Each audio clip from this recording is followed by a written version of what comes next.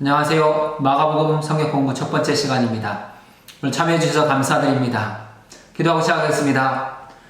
좋으신 하나님 아버지 감사합니다. 이 귀한 계절에 마가복음 성경 공부를 공부할 수 있도록 은혜 베푸시니 감사합니다. 이 성경 공부를 통하여서 예수님이 누구이신지를 분명하게 고백할 수 있는 믿음의 확신과 고백을 갖게 하시고 예수 그리스도의 제자로 살아간다는 것이 무엇인지 깨닫게 하셔서 주님이 기뻐하시는 거룩하고 복된 제자의 삶을 살고 하나님 기쁘시게 하는 영생의 삶을 살아갈 수 있도록 인도하여 주옵소서. 다시금 우리의 가슴 안에 복음의 감격과 구원의 기쁨이 회복되게 하시고 하나님으로 즐거워하며 기뻐하는 우리의 삶이 될 수 있도록 인도하여 주옵소서. 존귀하신 예수님의 이름으로 기도드립니다. 아멘. 마가복음 성경 공부를 시작하면서 몇 가지 안내 말씀드리겠습니다. 먼저 마가복음을 전체를 한번 읽어보시고 매주 그 과에 공부되는 성경을 읽어서 준비해 주시기 바랍니다. 우리가 함께할 교재 책은 사무실에 보관되어 있습니다. 만약에 마가복음 성경 공부를 신청하셨는데 책이 없으시면 사무실에 요청하면 주일에 받으시거나 집으로 택배로 받으실 수 있습니다. 책을 받으신 후에는 반드시 그 과를 먼저 읽어보시고 또 질문에 대한 답을 찾아서 참여해 주시기 바랍니다. 그러면 훨씬 더 유익한 시간이 될 수 있습니다. 오늘은 첫 번째 시간으로 마가복음 개관입니다. 우리는 마가복음 성경 공부를 통하여서 마가복음의 기록 목적은 무엇인지, 다른 복음서와의 관계는 어떻게 되는지, 마가복음을 누가 기록했는지, 그리고 마가복음의 기록 연대 및 장소는 어디인지, 마가복음이 기록될 당시의 상황은 어떠했는지, 그리고 마가복음 전체가 어떻게 구성되어 있는지 등을 배우게 될 것입니다. 먼저 교재에 있는 7페이지 들어가며를 살펴보겠습니다. 먼저 첫 번째 문단을 읽어보겠습니다. 마가복음은 기독교 성경에서 독특하고 전략적인 역할을 차지한다. 우리는 마가복음에 기록된 그리스도의 삶, 죽음, 부활을 통해서 오실 왕 메시아에 대한 구약 성경의 소망을 예수님이 자기 안에서 스스로 이루신 모습을 본다. 그러나 또 한편 이 왕이 행할 일에 대한 대중들의 기대를 여지없이 깨트리시는 놀라운 장면들을 보게 된다. 즉 고난을 당하신다. 또한 마가복음은 버림받은 왕을 따르는 이들에게 진정한 제자도란 어떤 모습이어야 하는가에 대한 선명한 청사진을 제공해준다. 우리 첫 번째 문단에서 마가복음의 기록 목적을 알 수 있습니다. 이 내용을 조금 변화시켜서 세 가지로 정리하면서 같이 나누어 보겠습니다. 우리는 마가복음의 기록 목적을 마가복음의 신학이라고도 할 수 있습니다. 마가복음에 기록된 그리스도의 삶, 죽음, 부활을 통해서 오실 왕 메시아에 대한 구약 성경의 소망을 예수님이 자기 안에서 스스로 이루셨는데 이 부분을 우리는 예수님은 누구신가로 정리해 볼 수 있습니다. 마가는 자신이 기록한 책을 통해서 예수님을 어떻게 말씀하고 있을까요? 첫 번째, 예수님은 하나님의 아들이십니다. 하나님의 아들이라는 용어는 유대인들에게 있어서 매우 중요합니다. 왜냐하면 아들이라는 용어는 아버지와의 동질성을 의미하기 때문입니다. 하나님의 아들이라는 의미는 하나님과 동등하다는 의미를 갖습니다. 하나님과 동등하다는 것은 전지전능하다는 것을 의미한다고 할 수 있습니다. 이런 의미에서 마가는 8개의 치유 기적 사역을 보도하고 있고 5개의 자연 이적 사역을 보여주고 4번의 귀신 들린 사람을 고치는 장면을 보여주고 있습니다. 이러한 놀라운 기적은 하나님의 아들, 즉 하나님이 아니고서는 할 수 없는 일이라는 것을 마가는 강조해서 보여줍니다. 또한 마가는 두 번째로 이런 놀라운 기적 사건을 이루신 하나님의 아들이 그리스도라는 것을 증거하고 있습니다. 그리스도라는 헬라어 단어는 기름 부음을 받은 자라는 의미입니다. 구약 성경에서 기름 부음을 받는 자는 제사장, 선지자, 왕, 이 세 그룹이 기름 부음을 받습니다. 마가는 특별히 예수 그리스도가 만왕의 왕으로서 기름 부음 받은 자라는 것을 보여주고 있습니다. 예수님은 기름 부음을 받은 만왕의 왕으로서 구주와 주님이 되십니다. 구주는 구세주입니다. 세이비어, 우리를 구원하시기 위해 이 땅에 오신 만왕의 왕이십니다.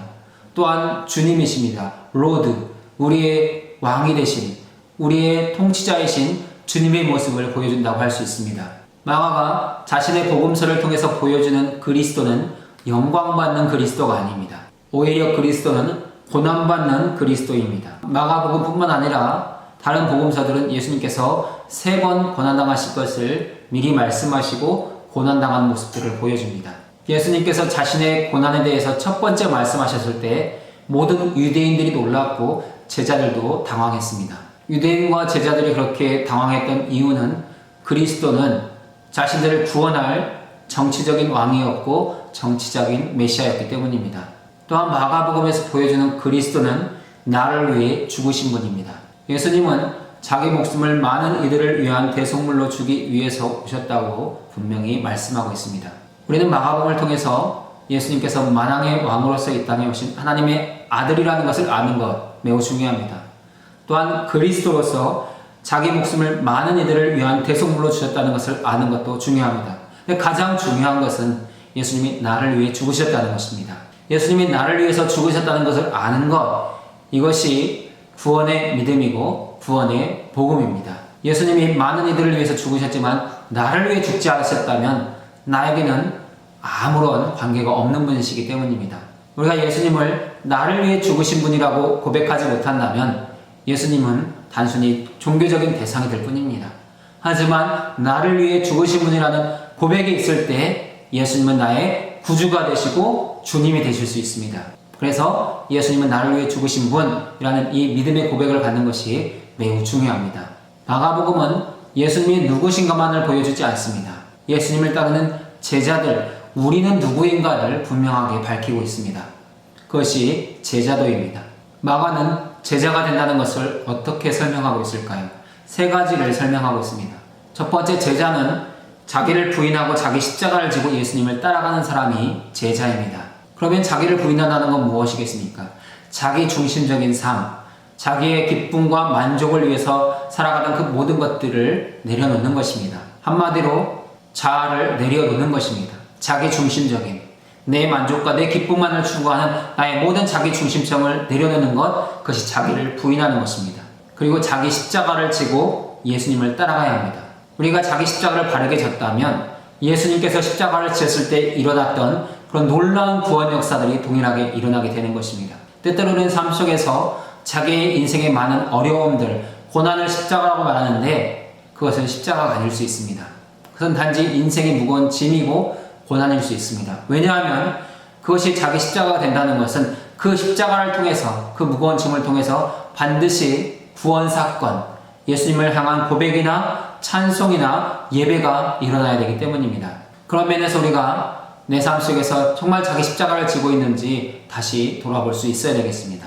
우리가 자기 십자가를 잘 지고 있다면 분명히 우리 삶의 수고와 헌신을 통해서 한 부분에서는 구원의 역사들이 일어나고 있어야 되기 때문입니다. 이와 같은 제자도, 자기를 부인하고 자기 십자가를 지고 예수님을 따르는 제자도는 그리스도의 순환과 부활에 대한 이해가 선행되어야지만 할 수 있는 일입니다. 예수님이 나를 위해 고난당하셨고 나를 위해 죽으시고 나를 위해 부활하셨다는 것을 확실히 믿게 될 때 우리는 자기를 부인하고 자기 십자가를 지고 예수님을 따라갈 수 있게 됩니다. 예수님의 고난과 부활이 전제되지 않고는 그 누구도 자기를 부인할 수 없고 자기 십자가를 질 수도 없습니다. 사랑하는 여러분 안에 예수님의 고난과 부활에 대한 분명한 고백이 있고 그 고백에 기초한 자기 부인과 자기 십자가를 지는 그러한 믿음의 삶이 일어날 수 있기를 바랍니다. 마가복음에 나타난 두 번째 제자도는 섬기는 자로 오신 주님을 따라가는 모습입니다. 예수님은 섬기는 자로 이 땅에 오셨습니다. 그리고 예수님을 따르는 사람들도 섬기는 자가 되어야 된다고 말씀하고 있습니다.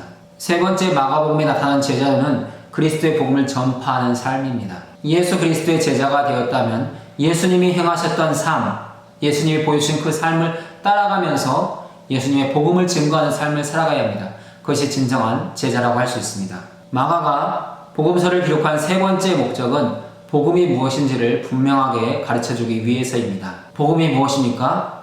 예수 그리스도입니다. 마가복음 1장 1절은 분명하게 선포합니다. 하나님의 아들 예수 그리스도의 복음의 시작이라. 예수 그리스도가 복음의 시작이고 과정이고 결론입니다. 우리는 예수 그리스도 안에서 진정한 복음, 우리를 향한 기쁜 소식을 들을 수 있습니다. 또한 예수님께서 우리를 위해서 하신 일, 그것이 복음의 두 번째 내용입니다. 마가복음뿐만 아니라 다른 복음서들은 예수님께서 하신 말씀을 기록하고 있습니다. 예수님은 말씀을 통해 하나님의 나라와 복음을 가르쳐 주셨습니다. 그리고 사역하셨습니다. 많은 병자들을 치유하시고 고치시고 회복해 주셨습니다. 소외된 자들의 친구가 되어주셨고 병든 자들의 위로자가 되어주셨습니다. 예수님께서 복음서를 통해서 보여주신 많은 사건들은 오늘 우리를 위해서도 하시는 일입니다. 예수님은 이 땅에 오셔서 말씀하시고 사역하셨을 뿐만 아니라 우리를 위해서 죽으시고 부활하셨습니다. 그것이 십자가입니다. 이처럼 복음의 핵심은 예수 그리스도, 예수님이 하신 일, 예수님의 십자가, 이 세 가지가 우리가 꼭 붙잡아야 될 복음의 핵심 내용이라고 할 수 있습니다. 그리고 우리가 소망으로 기대하고 바라보아야 되는 것은 오늘 주님이 나를 통해서, 우리를 통해서 하신 일을 무엇인가를 고백하고 선포하는 것입니다. 그리고 성경을 통해서 보여주신 예수님, 그리고 그 복음의 핵심적인 내용이 오늘 나에게, 우리에게 어떻게 적용되어서 우리의 삶 속에 이루어져 가고 있는가, 이것을 보고 고백하고 간증하는 것, 이것이 복음의 세 번째 내용입니다. 우리 교재 7페이지 두 번째 문단을 읽어보겠습니다. 사복음서 가운데 마가복음은 아마 제일 처음 기록된 복음서일 것이다. 마가복음 분량이 가장 짧고 전개도 가장 빠른 복음서이다. 예를 들어 마가는 이야기의 새로운 단락을 시작할 때마다 반복해서 즉시라는 단어를 사용한다. 마태와 누가 모두 마가의 자료를 상당량 공유하지만 마태복음과 누가복음은 마가복음이 포함하지 않은 행동 방향에 대한 예수님의 가르침을 다수 포함한다. 이런 가르침의 부재로 인해 사건들이 예수님의 공생의 마지막 주간을 향해 빠르게 치달을수록 마가복음의 긴장은 더욱 오조된다. 이 내용 중심으로 마가복음과 다른 복음서의 관계를 살펴보겠습니다. 우리가 첫 번째 쪽에서 읽었던 것처럼 사복음서 가운데 마가복음은 아마 제일 먼저 기록된 복음서입니다. 이 내용을 신학에서는 마가복음 우선설이라고 말합니다. 마가복음이 가장 먼저 쓰여졌다는 것입니다. 마가는 예수님의 제자는 아니지만 베드로의 제자로서 복음서를 기록합니다. 그가 베드로에게 들었던 모든 내용들을 기초해서 정확하게 기록하고 있습니다. 마가와 누가는 마가복음을 기초해서 자신들이 수집한 자료를 첨가하여 마태복음을 기록하고 누가복음을 기록합니다. 마가복음을 기초해서 마태복음이 기록되는데 마가복음과 마태복음은 90%의 내용이 중복됩니다. 마가복음을 기초해서 누가복음이 기록되는데 마태와 누가는 50%의 내용이 중복됩니다. 이처럼 마가복음이 먼저 기록되었고 마태와 누가는 마가복음을 기초해서 자신들의 복음서를 기록합니다. 근데 이때 마태와 누가가 사용한 자료가 있습니다. 예수님의 말씀, 예수님의 어록이 있는데 그것을 Q 자료라고 합니다.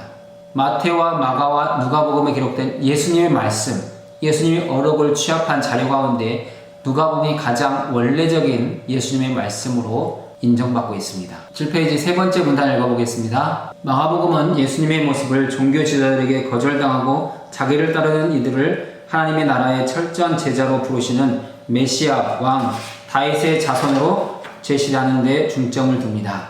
이 부분은 마가복음이 예수님이 누구신지 그리고 제자는 누구인지를 밝히는 내용이라고 할 수 있습니다. 8페이지의 더 큰 이야기를 보겠습니다. 먼저 교재의 내용을 함께 읽어보겠습니다. 마태복음이 주로 유대인의 메시아로서의 예수님에게 초점을 두고 누가복음이 예수님을 외배인들을 환영하시는 분으로 묘사하고 요한복음이 예수님을 영원하신 하나님의 아들로 강조하는 데 반해서 마가복음은 예수님을 하나님 나라를 소개하고 인도하는 분으로 설명합니다. 예수님은 자신의 생애와 가르침을 통해 그러나 특히 자신의 죽음과 부활을 통해 구약의 모든 약속과 소망을 이루시며 하나님의 백성들이 오랫동안 고대했던 새 시대를 열어주십니다. 더 큰 이야기는 마태, 누가, 요한, 마가복음의 기록 목적에 대해서 다시 한번 언급하는 부분이라고 할 수 있습니다. 마태복음은 마태의 복음을 듣는 교회가 유대인들로 구성되어 있습니다. 마태는 예수님이 구약 성경에 약속된 메시아, 그리스도임을 확증하고 믿음에 굳게 설 것을 권면하기 위해서 복음서를 기록합니다. 그래서 1장 1절에 아브라함과 다윗의 자손 예수 그리스도의 계보라. 예수는 아브라함의 후손이고 다윗의 후손이라는 것을 강조합니다. 또한 마태복음에는 구약 성경 인용이 가장 많습니다. 왜냐하면 구약 성경에 익숙한 유대인들에게 전하는 복음서이기 때문에 구약 성경이 이렇게 이루어졌다. 구약에 약속된 메시아가 바로 예수다라는 것을 증언하기 위한 책이기 때문입니다. 마가복음을 받게 되는 수신자는 로마인들입니다. 마가가 자신의 복음서를 기록할 당시 로마에 있는 교회와 성도들은 대단한 박해와 핍박 가운데 있었습니다. 그 박해 상황 가운데 있는 교회와 성도들을 위로하기 위해서 마가가 복음서를 기록합니다. 마가가 로마 교인들에게 전하는 복음의 메시지는 하나입니다. 이 고난의 모퉁이만 돌아서면 주님이 기다리고 계신다. 그 주님을 바라보고 가자.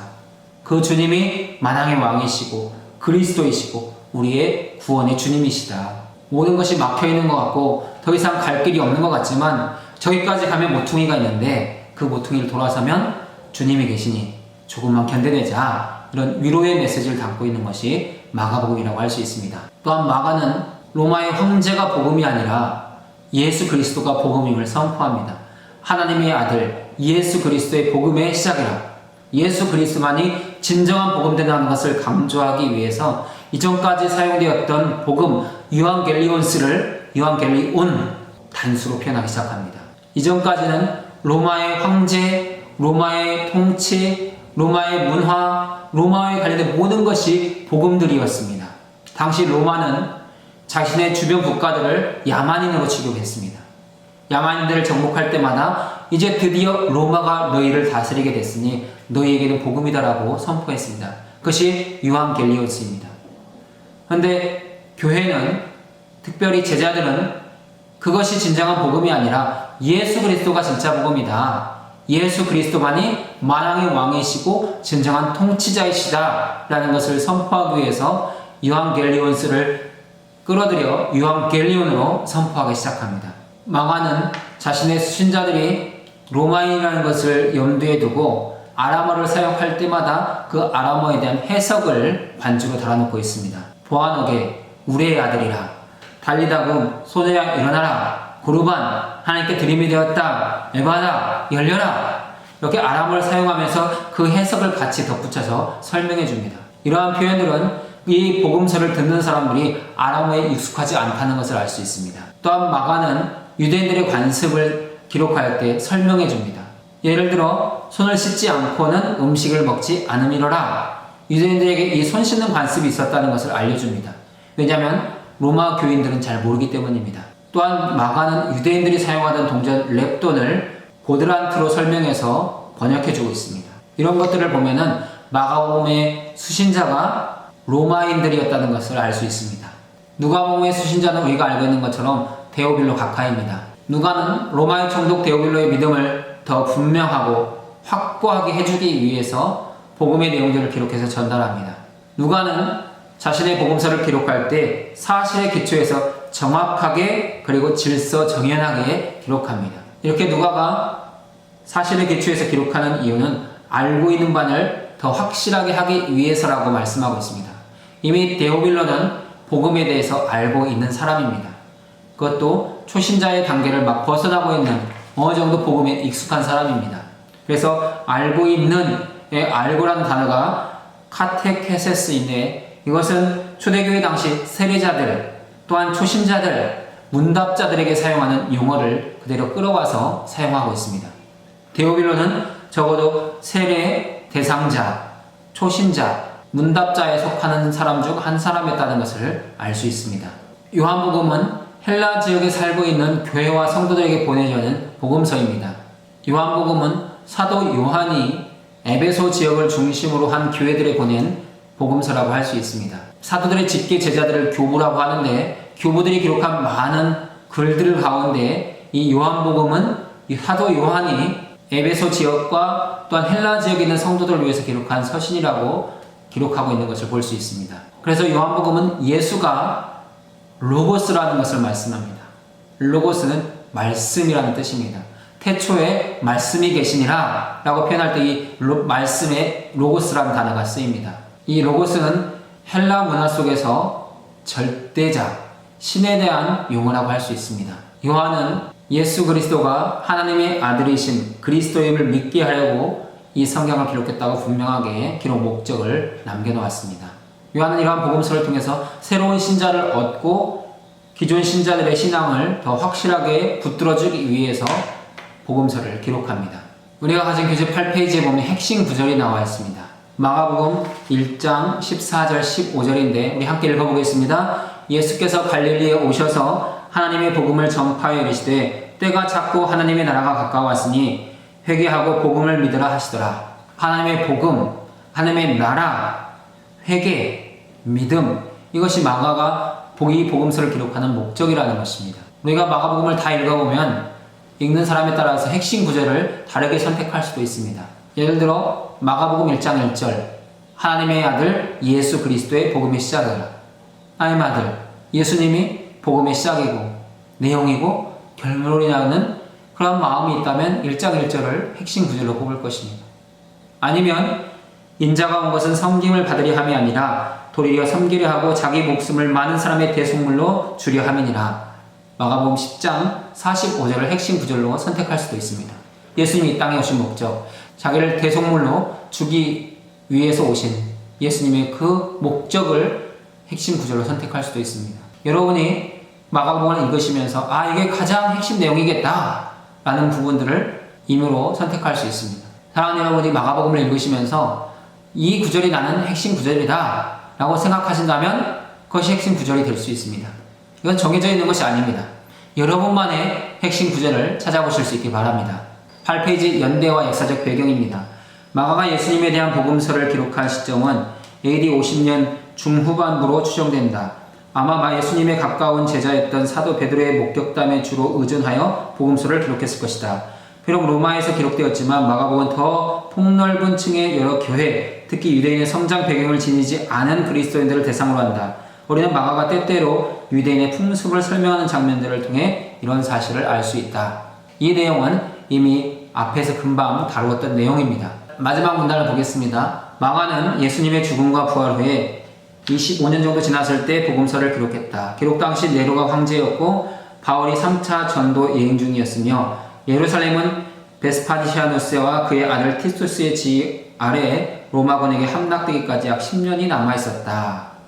이 내용을 보면 마가복음이 기록된 것이 약 AD 55년 어간으로 되어 있는데 많은 학자들은 AD 55년보다는 AD 65년에서 70년 사이에 마가복음이 기록된 것이라고 동의하고 있습니다. 사실 우리는 이 복음서를 기록한 저자들이 내가 몇 년 몇 월 며칠에 이것을 기록했다라고 쓰지 않기 때문에 정확하게 알 수는 없습니다. 단지 그의 제자들이 그 복음서를 인용하기 시작하는 시점과 복음서에 사용되는 단어들이 어느 시대에 쓰여졌는지를 비교 연구해서 그 연대들을 가늠할 뿐입니다. 그런데 마가복음에 대해서는 많은 학자들이 AD 65년에서 70년 어간일 것이다에 동의하고 있다는 것입니다. 그러면 마가의 저자는 누구일까요? 마가복음은 마가가 기록합니다. 마가의 본래 이름은 요한입니다. 사도행전 12장 2절은 마가라 하는 요한이라고 표현하고 있습니다. 이 마가는 사도행전 2장에 등장하는 마가의 다락방, 오순절날 처음 성령이 임한 다락방을 소유했던 마리아의 아들이기도 합니다. 그리고 골로새서 4장 10절을 보면 바나바의 조카라는 것을 알 수 있습니다. 바나바의 생질, 조카였다라는 기록이 있습니다. 또한 베드로는 자신의 서신 베드로전서 5장 13절에서 마가를 향해 나의 아들이라고 표현하고 있습니다. 마가는 바나바의 조카이면서 후에 베드로의 제자가 되었다는 것을 알 수 있습니다. 그리고 베드로에게 들었던 모든 내용들의 기초에서 이 복음서를 기록하게 된 것입니다. 마가는 사도 바울의 1차 전도 여행 당시 동행했습니다. 하지만 밤빌리아 버가에서 그 여행 일정이 너무나 고단했거나 다른 이유를 통해 집으로 돌아가게 됩니다. 바울의 1차 전도 여행 당시의 그 일정들을 보면 밤빌리아의 버가에서 다음 목적지로 가는 것이 굉장히 어려운 여정이었습니다. 왜냐하면 높은 산을 넘어가는 일이었거든요. 그런데 이 예루살렘 도시에서 살았던 어린 마가에게는 매우 힘들고 고단한 여정이었을 것입니다. 그래서 너무 힘들고 또 다른 이유를 통해 예루살렘으로 돌아가게 됩니다. 그리고 사도 바울의 2차 전도여행이 시작될 때 바나바와 바울은 이 마가의 동행 문제로 다투게 됩니다. 그래서 바울은 실라를 데리고 자신이 본래 목적했던 곳으로 가고 바나바는 마가를 데리고 구브로로 가는 것을 볼 수 있습니다. 우리가 마가를 마가복음의 저자라고 말하는 가장 역사적인 자료는 파피아스의 기록에 있습니다. AD 130년경 히에라폴리의 감독이었습니다. 이 파피아스는 사도 요한의 제자 중에 한 사람입니다. 파피아스는 자신이 사도이면서 장로였던 요한에게 이런 내용을 들었다라고 기록이 남깁니다. 마가는 베드로의 통역관이 되어 있었으며 베드로가 기억한 모든 것을 정확하게 그러나 순서에 맞지 않게 기록했다라는 글을 남기고 있습니다. 이 파피아스의 글은 마가복음을 기록한 것이 마가라는 외적인 증거가 됩니다. 마가복음은 AD 70년 이전에 기록된 것으로 볼 수 있습니다. 약 60년 후반부터 70년 사이라고 정리할 수 있습니다. 왜냐하면 마가복음에 사용된 공회라는 단어가 AD 70년 이전까지만 사용되기 때문입니다. 이 공회는 유대인들의 산헤드린 공회입니다. 그런데 AD 70년 예루살렘이 멸망하면서 산헤드린 공회가 해체됩니다. 그래서 AD 70년 이후로는 공회라는 단어가 사용되지 않습니다. 이러한 역사적인 근거들을 통해서 마가복음은 AD 70년 이전에 기록되었구나 라는 것을 추측해 가는 것입니다. 마가복음의 기록 장소는 로마라고 합니다. 이 기록은 초대 교부였던 클레멘트의 진술에 나와 있습니다. 클레멘트가 남긴 글을 보면 베드로는 로마에서 말씀을 전파했다. 그곳에 참여한 많은 사람이 마가에게 그것을 기록해달라고 요청했다. 마가는 이전부터 베드로를 따라다녔으므로 베드로가 말한 것을 잘 기억하고 있었다. 마가는 복음서를 기록하여 요청한 사람들에게 주었다. 이렇게 기록하고 있습니다. 그러면 왜 마가가 마가복음을 기록할 수밖에 없는 상황이 되었느냐? 우리는 마가복음이 기록될 당시의 상황을 통해서 마가가 마가복음을 기록할 수밖에 없었던 이유들을 알 수 있습니다. AD 64년경 로마에 대화재가 발생합니다. 네로 황제는 시 쓰기를 좋아했는데 시상이 떠오르지 않자 어느 작은 집에 불을 일으켜서 그 불을 보면서 시를 쓰려고 했다고 합니다. 하지만 그 불이 진화되지 않고 대화재로 번집니다. 그리고 그 책임을 자신이 질 수 없어서 기독교인들의 방화로 몰아갔습니다. 그리고 대박해가 시작된 것입니다. 그렇게 교회를 향한 핍박이 시작되었고 AD 70년 예루살렘이 멸망하고 황제 숭배가 강조되면서 교회는 더 큰 박해 속으로 들어가게 됩니다. 마가는 복음서를 기록하여 예수 그리스도의 복음을 선포하고 기독교인들을 격려하고 참 제자도를 설명하고 있습니다. 9페이지에 있는 개요를 살펴보겠습니다. 우리 교재에는 소제목과 장절만 쭉 정리되어 있습니다. 이것을 조금 더 우리가 이해하기 쉽게 정리해 보겠습니다. 이 개요 안에는 마가복음의 문학적인 특징들이 담겨져 있습니다. 우리가 마가복음을 읽어보면 마치 우리가 현장에 있는 것 같은 현장감을 느낄 수 있습니다. 그 이유는 마가가 동사를 현재 형태로 사용하기 때문입니다. 마가는 그리스도의 복음을 현재화시킵니다.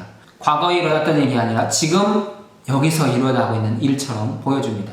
가장 대표적인 표현이 예수께서 이르시되, 예수님이 지금 말씀하고 계신다는 것입니다. 그리고 마가는 이 복음의 긴급성을 강조하기 위해서 즉시, 곧이라는 단어를 많이 사용합니다.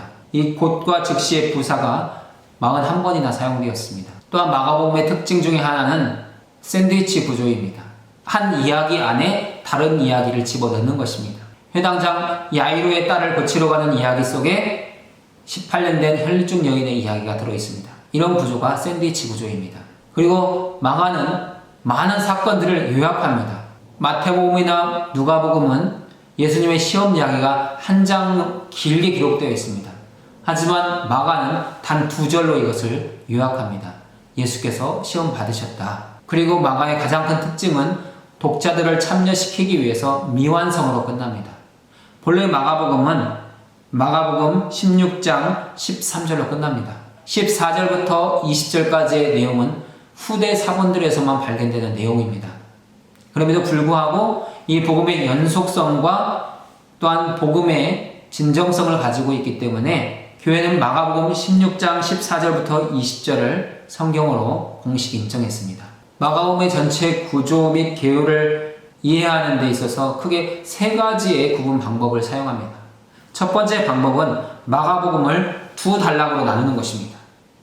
첫 번째 단락은 갈릴리의 치유사역 중심으로 한 단락으로 묻고 예루살렘에서의 순환과 부활을 한 단락으로 묻는 이 2단락 구조로 나누는 첫 번째 구분 방법이 있습니다.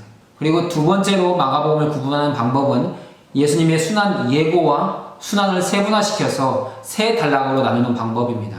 먼저 갈릴리 사역으로 한 단락을 구분하고 갈릴리에서 예루살렘으로 올라가는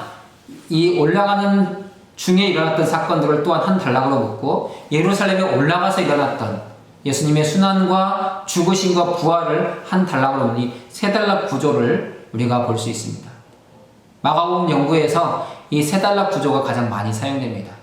또 하나의 마가복음의 구분 방법이 있는데 그것은 하나님의 아들을 중심으로 살펴보는 방법입니다.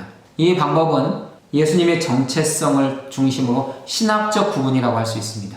마가복음에는 크게 3번 하나님의 아들에 대한 언급이 나옵니다. 예수님을 하나님의 아들로 언급받은 첫 번째 언급은 예수님의 세례 때입니다. 예수님이 세례 받으실 때 하늘이 열리고 하늘에서 음성이 들립니다. 이는 내 사랑하는 아들이요. 그리고 이 내용이 변화산 사건 전까지 이어집니다. 그리고 두 번째 하나님의 아들에 대한 선포가 변화산에서 나타납니다. 변화산에서 예수님이 변형되셨을 때 하나님의 음성이 들립니다. 내 사랑하는 아들이니. 이 내용이 예수님의 십자가 밑에서 백부장의 새로운 신앙을 고백하기까지 이어집니다. 그리고 마지막 세 번째 하나님의 아들에 대한 선포가 이방인 백부장의 선포입니다. 이방인 백부장은 이는 진실로 하나님의 아들이었도다. 하나님의 선포에서 사람의 선포로 이어지는 이런 과정들, 하나님의 아들이 사람에 의해서 하나님의 아들로 고백되는 이러한 선포를 마가는 보여주고 있습니다. 하나님의 아들이라는 선포가 처음에는 하늘로부터 들려왔지만 십자가 사건이 일어나고 나서는 땅에서 사람의 고백으로 하나님의 아들이라 선포되는 이 고백의 구조를 보여주는 것이 신학적 구분입니다. 이러한 세 가지 구분 방법 가운데 우리는 두 번째 구분 방법을 통해서 마가복음을 공부하도록 하겠습니다. 두 번째 방법이 무엇이었습니까? 예수님의 활동 지역을 중심으로 해서 구분하는 것입니다. 첫 번째 구분 1막은 갈릴리에서 예수님의 활동과 사역들입니다.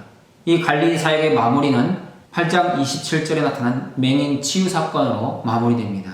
그리고 2막은 예루살렘에 올라가시면서 예수님이 행하셨던 말씀과 사역들, 특별히 예수님의 순환 예고와 부활에 대한 예고입니다. 예루살렘으로 올라가는 이 사건의 마지막 정점은 또한 맹인 치유 사건입니다. 그리고 3막은 예루살렘에 올라가셔서 예수님 어떤 일을 행하셨는지에 대해서 쭉 보여주고 있습니다. 우리 좀 더 자세하게 한 막 한 막씩 집중적으로 살펴보겠습니다. 마가는 예수님의 3년 사역을 갈릴리, 예루살렘으로 올라가는 길, 그리고 예루살렘에서의 정리하고 있습니다.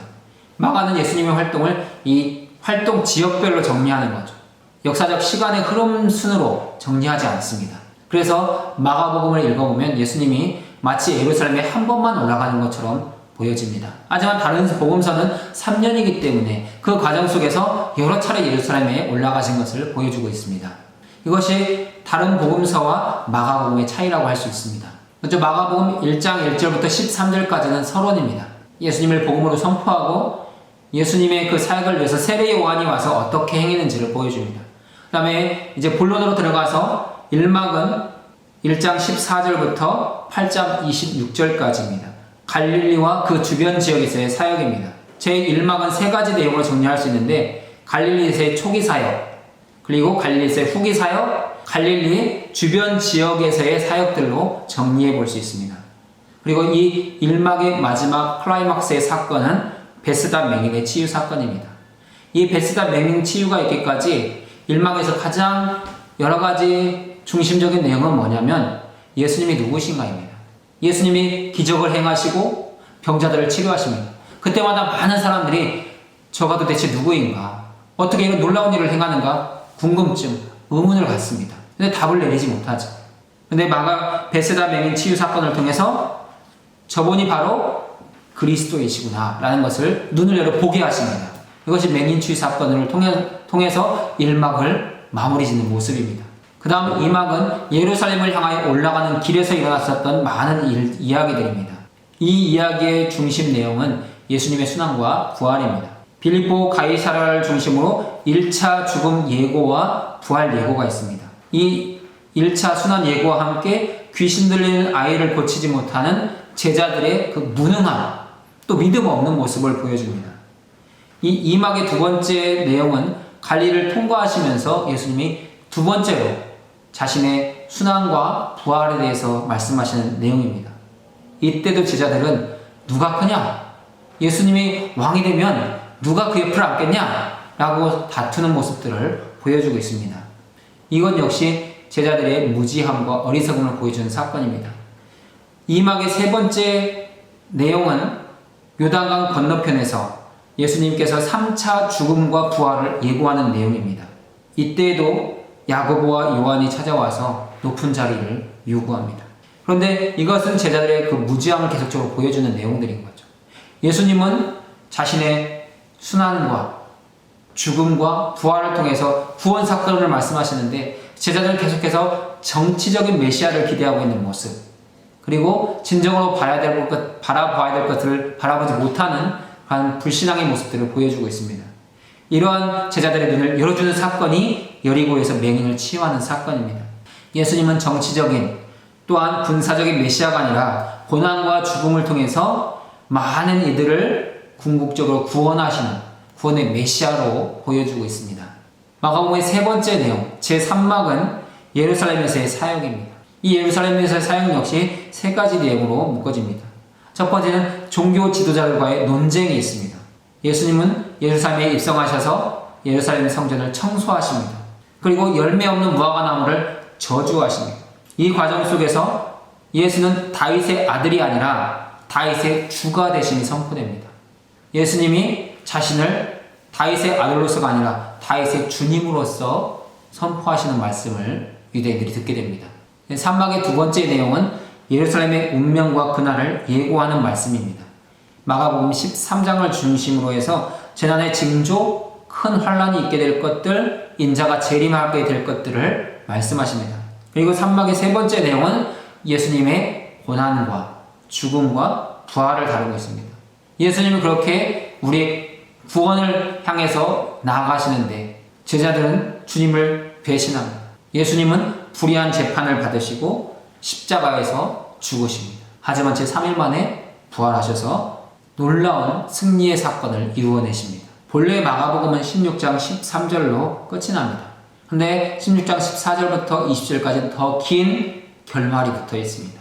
이 산막의 더 긴 결말은 초기 사본들에는 기록되어 있지 않습니다.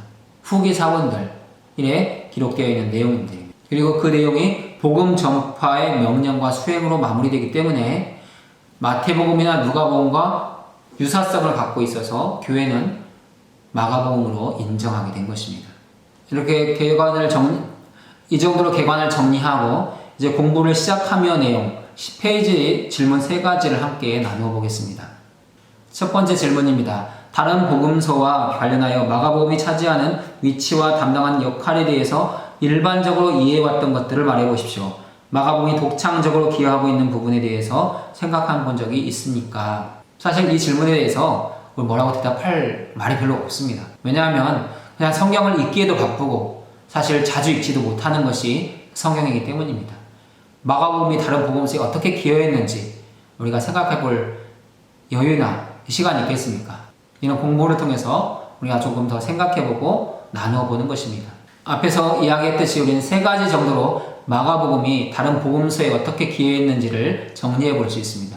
첫 번째 내용은 최초의 복음서로서 다른 복음서 저자들에게 복음서의 기록의 동기를 부여했다는 것입니다. 마가가 사도 베드로에게 들었던 내용을 자기의 기억에 기초해서 정확하게 기록했습니다. 이 정확한 기록은 마태나 누가 요한에게 도전을 주어서 나도 주님의 복음을 기록해야 되겠다라는 동기를 부여했다는 것입니다. 두 번째 마가복음의 기여는 마가가 예수님 사역지를 중심으로 복음서를 기록했기 때문에 다른 복음서 기자들은 예수님의 그 사역에 연대기적으로 시간적 흐름으로 기록한 내용도 필요하겠다라는 동기를 주었다는 것입니다. 마가는 갈릴리 지역을 중심으로 또한 예루살렘에 올라가는 길을 중심으로 예루살렘 사건 중심으로 이 세 단락으로 구분합니다. 그래서 일회성처럼 느껴지는 거죠. 하지만 다른 복음서들은 예수님이 3년 동안 사건들을 이루셨기 때문에 갈릴리, 사마리아, 예루살렘, 다시 갈릴리, 또 사마리아, 예루살렘 이런 반복되는 구조로 3년 3차례 정도 보여주고 있다는 것입니다. 그리고 마가복음의 또 하나의 기여는 사도 베드로에게 직접 들은 내용을 기록한 것이기 때문에 복음의 내용이 매우 정확하다는 것입니다. 마가가 기록한 복음을 마태가 인용해서 사용하는데 거기에 대한 수정이나 오류를 지적하지 않습니다. 마태는 직접 예수님의 직계 제자로서 복음서를 기록하지만 마가복음에서 어떠한 오류나 잘못된 부분을 발견하지 못했다는 것입니다. 그만큼 마가복음은 사도성과 진정성을 인정받는 복음서라고 할 수 있습니다. 두 번째 질문 보겠습니다. 기독교 신학은 마가복음이 기여하는 바에 대해 어떻게 이해합니까? 마가복음에 기록된 예수님의 생애가 하나님, 인간, 죄, 구속, 그리고 다른 여러 교리에 대해서 무엇을 가르쳐 줍니까? 마가복음에 대해 이미 알고 있는 내용에 근거해서 답해 보십시오. 사랑하는 여러분, 어떻게 답을 써놓으셨습니까? 근데 앞에서 다른 내용을 가지고 두 가지 정도로 정리해 볼 수 있겠습니다. 예수님의 말씀과 행적을 기록한 최초의 복음서라는 것. 이것이 마가복음이 기독교 신학에 기여하는 내용입니다. 최초의 복음서. 마가가 이 복음서를 기록하지 않았다면 다른 복음서의 저자들에게 동기부여도 약했을 것이고 이것을 꼭 기록해야 된다는 어떠한 사명감이나 의무감을 주지 못했을 것입니다. 마가가 복음서를 기록함으로 인해서 마태도, 누가도, 요한도 복음서를 기록하게 된 것입니다. 두 번째, 마가복음의 기독교 신학에 대한 기여는 베드로에게 전달을 받아서 기록했기 때문에 사도적 내용이라는 것입니다. 예수님과 3년 동안 공생했던 제자, 예수님이 사도로 지정한 제자가 전해준 말씀을 그대로 기록했기 때문에 사도성이 있다는 것입니다. 이 부분에 대해서 요한의 제자였던 파피아스는 이렇게 기록하고 있습니다. 마가는 베드로의 통역관이며 서기관이었다. 마가는 베드로의 말을 자신이 기억할 수 있을 만큼 가장 정확하게 기록했다. 마가는 제자가 아니었지만 마가복음 14장 51절에 등장하는 청년으로서 회심했다.